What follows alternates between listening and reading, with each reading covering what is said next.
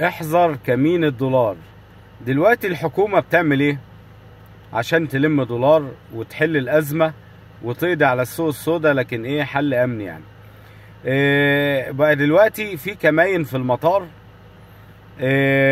لو انت نازل بعملة صعبة سواء دولار او يورو او اي حاجة، دي تخاف لان ممكن يصدروها منك، يا اما يعملوا لك محضر.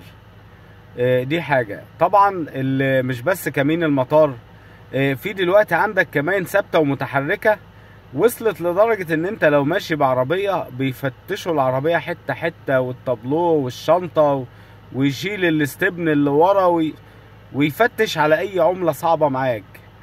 وساعتها يقول لك يا اما تتنازل عن العملة ديت، يا اما نعمل لك 50 محضر اتجار، وتلاقي نفسك في سين وجيم ومتبهدل. فخلوا بالكم يا جماعة، اللي وصلت لدرجة عشان يلموا دولار وعملة صعبة بدأوا يتبعوا الناس اللي بتتصرف من مكاتب الصرافة وكده، ويعرفوا أماكنهم، وممكن كمان توصل لأنهم يخشوا بيوتهم ويدوروا على الدولار، وساعتها يعملوا لهم محاضر ويبهدلوهم.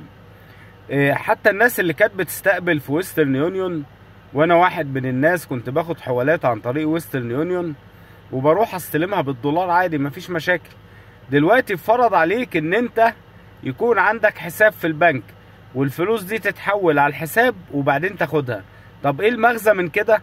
المغزى ان الفلوس هتحول على الحساب وهتاخدها انت بسعر البنك اللي هو 30 جنيه. احنا ما عندناش مانع نغير من البنك لما يكون الفرق جنيه 2 3 يا سيدي 5 جنيه مش مشكلة، مش هتغامر عشان خاطر 5 جنيه حتى. لكن لما يبقى ب30 جوه وب70 وب75 بره، معلش سامحني يعني، ما هو تعب وشقة برضه يعني. فخلوا بالكم يا جماعة من كمين الدولار.